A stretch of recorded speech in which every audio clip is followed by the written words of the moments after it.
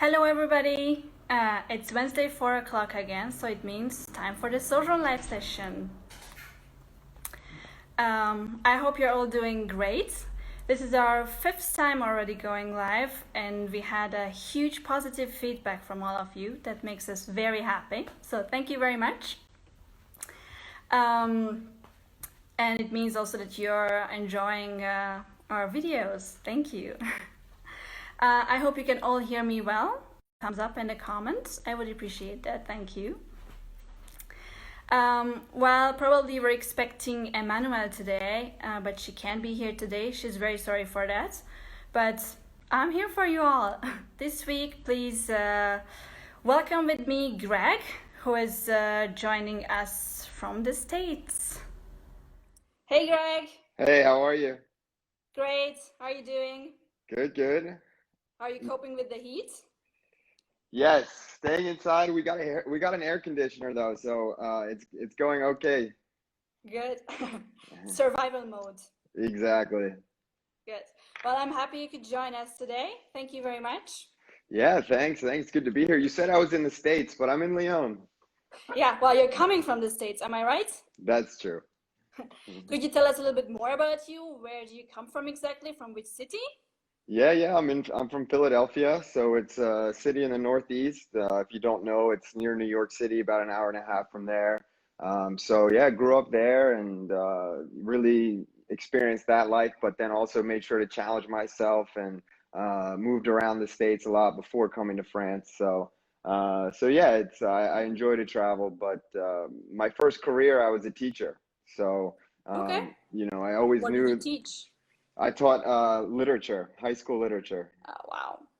Yeah, it was really nice. I always knew I wanted to impact people directly, and teaching was a great way to do that. And I learned a lot from, the people I was teaching, of course, and I taught in all different communities. So it was really, really nice. Cool. How did you end up in Lyon then? Yeah, so after my teaching, after I taught for a while and felt like a good mastery of the subject, impacted a lot of people.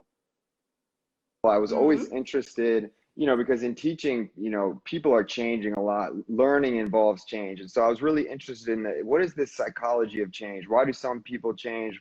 Why do some people not? And then applying it to my own life, how to make changes in my life. So I was really interested in the psychology. And so I decided I'm going to go study this. So I went to Harvard, studied Wow. that. Yeah. I went to Harvard, got a master's there in human development and psychology. So I really learned all about, like I said, how do people develop over time? What are the different psychological theories and what does that look like at the workplace, in the family, with children, and stuff like that. And I got certified in coaching as well, which is something I've always loved. So yeah, so there I met my fiance as well, which Nice. answers your second question, what brought us here, what brought me here. She got into a PhD program here that was really really excited about, really tough to Wow. pass up on, a good opportunity. So Good for she's her. yeah, really good, really nice. So that brought us here. So you were just kind of like following her. That's right. I'm the modern man.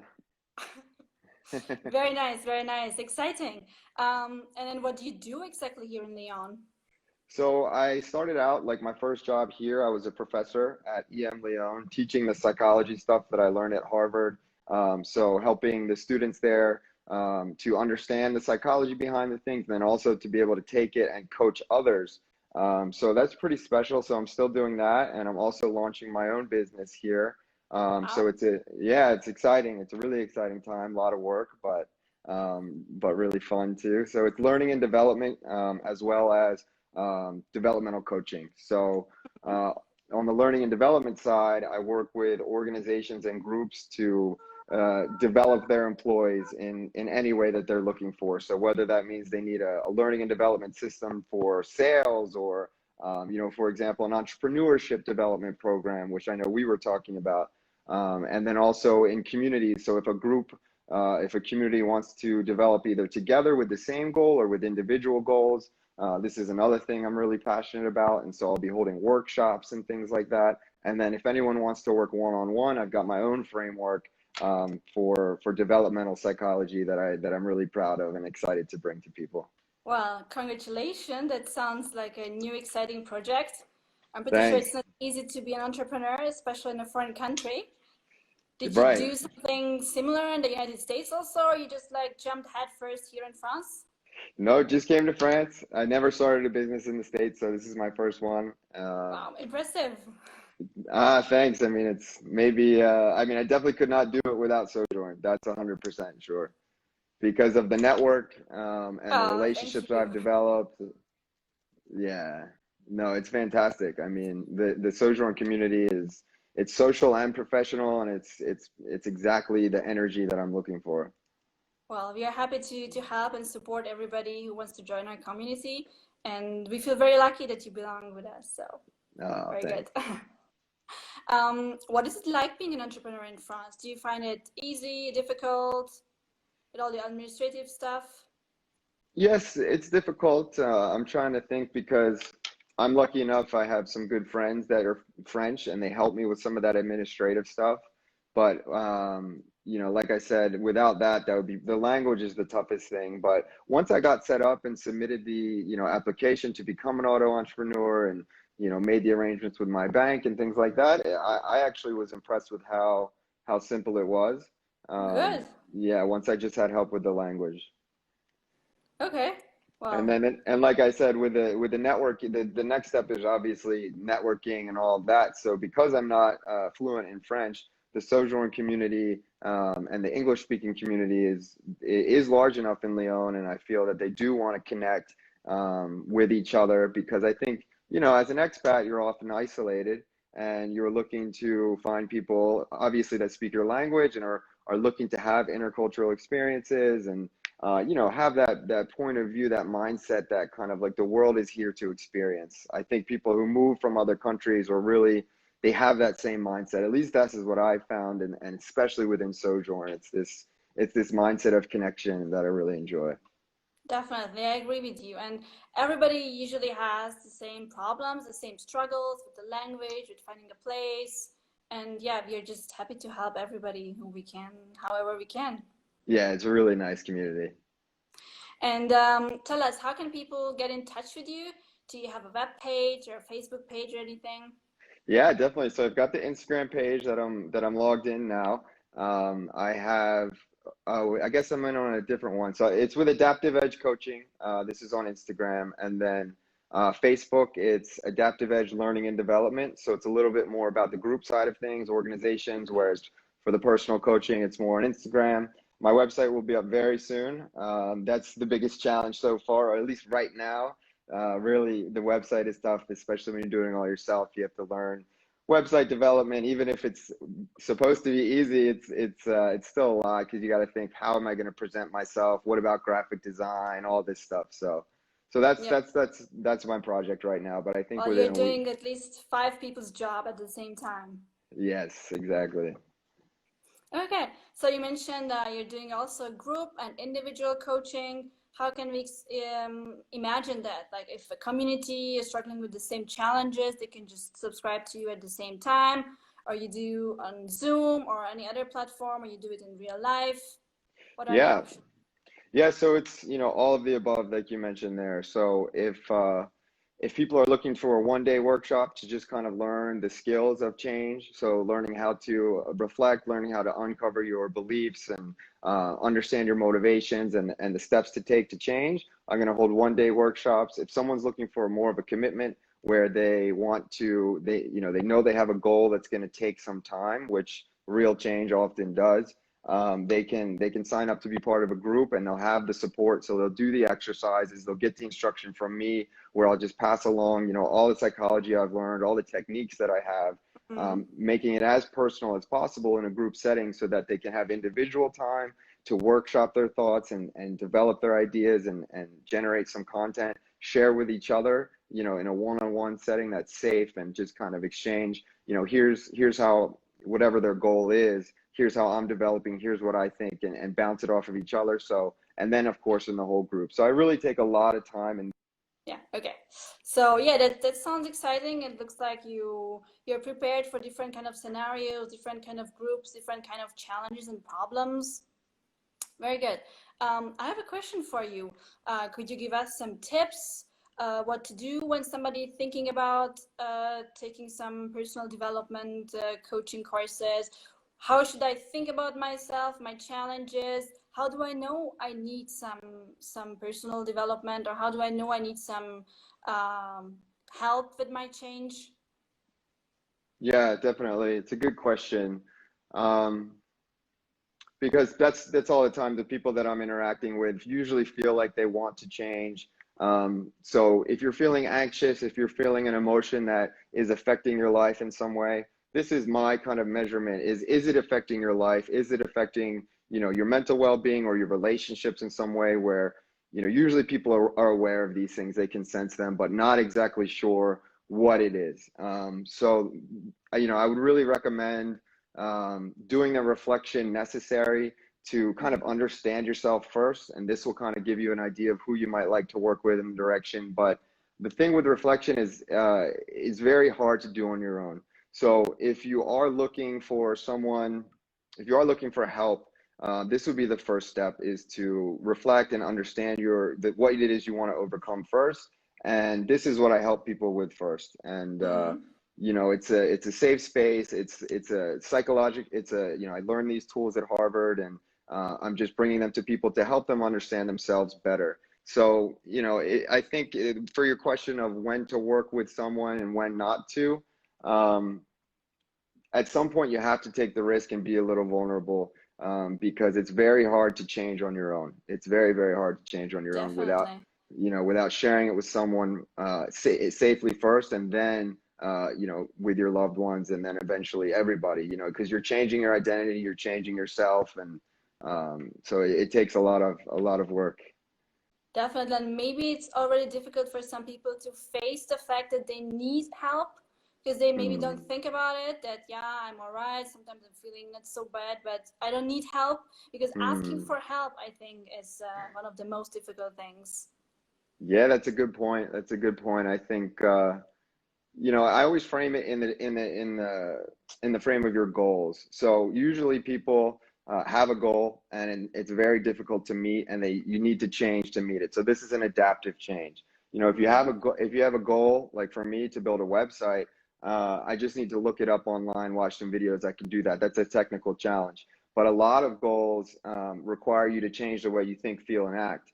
So in this case, I would recommend, really, this is tough to do on your own. You do need, if you feel like you need help, I guess it's just that vulnerability piece that asking for help really doesn't make you weak. It's incredibly Exactly. strong. It's incredibly strong, strong to be vulnerable, because it's hard. It's not hard to not let your emotions out. It's not hard to, not talk to anybody about your weaknesses. That's very easy, Exactly. but it'll be to your own detriment. You won't change, you won't develop. And this is something that I really learned from working with children, young people, actually, like teenagers. They're changing all the time, and they recognize the value in it. I think when people get older, they might think, I'm grown now, I don't need to I'm change. done. Yeah. Yeah, exactly. But people need, we're adaptive species. We've adapted up till this point, and we got to keep adapting.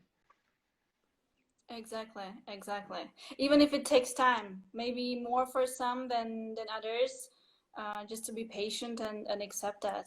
All right. Yeah.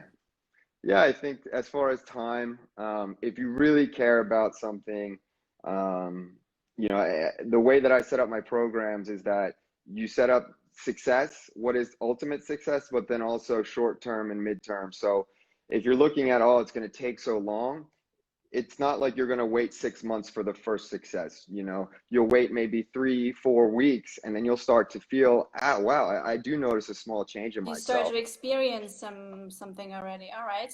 Yeah, exactly. So time is I think some things people are worried about. Like I can't commit the time, but real change, the reason it takes time is because your brain needs spacing. In any learning experience, any change, you need to space it out so that you have kind of recovery, and you can take time to reflect. So change in increments, reflect again. It's like when you're working out, kind of, right? You can't work out every day in a row, the same muscles. You need to Definitely not. recover. And so it's similar. It's kind, but it's not like I won't change for 6 months. You'll make small changes on the way. Yeah. And you know, even if it takes time, we should invest in ourselves and our mental health, even if it's challenging, even if it's time consuming, or even if we will discover some emotions that maybe we are afraid of, we sure will benefit on the long run.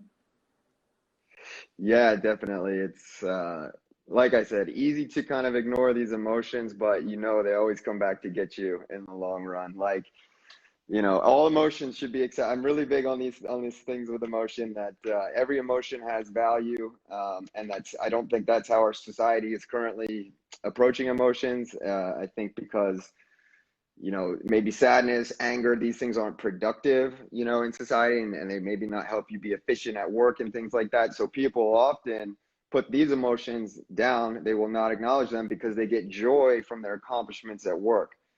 So they skip the sadness, skip the frustration, and just experiencing the joy. But these, you know, the sadness and frustration are still there. It doesn't go away because you don't feel them. The emotions come Of from the course. body, they stay in your body, and they affect other areas of your life, which of course your loved ones can always always see. And Yeah. so yeah, so that's Yeah. a big It thing I talk definitely to comes people back. about. That's a big thing I talk to people about, is like realizing how emotions can be performative, and how emotions can be seen as acceptable in certain situations and not others. So like, you know, for example, you see someone crying on the bus or even at work, you would always think that's inappropriate. But really, this person, all emotions are valuable. Every single emotion has a reason that it's there. So you're not really experiencing life if you're suppressing certain emotions and not others. You know, sadness is there to make you appreciate the changes in your life. Anger is there to make you express frustrations towards a blocked goal. So why would you not feel these emotions? If you're having meaningful life, you would. Exactly. And yeah, sometimes a good cry, that's all what you need to like release some tension. And I know I feel much better after it. 100% every time. So it's like, is that a breakdown or a breakthrough? You have to change the way you think about it and talk about it. Exactly. Yeah. Well, it sounds very exciting what you're doing, what you're preparing. Um, and if I know correctly, you will be on our Upper Expat meeting tomorrow evening. Am I Yeah, right? I'm looking forward to that. I'm glad that it's all started back up. Yeah. So if anybody has any questions to you directly, they can just walk up to you and ask whatever they need or struggling with. Yeah, absolutely. And then also Adaptive Edge Coaching on Instagram. I answer all questions, all messages, stuff like that, because I really do want to bring this science to people, and I feel it's a strength of mine. So I really am looking forward to talking with people. Definitely. Well, thank you very much for your time, Greg. If any of you missed some parts of this live, we will be posting it on our Instagram account as an EGTV, and it will be also available on our YouTube channel, so it can be rewatched as many times. Thank you very much, Greg, and I wish you a lovely afternoon. Thanks, you too. See you tomorrow. Bye bye, see you tomorrow.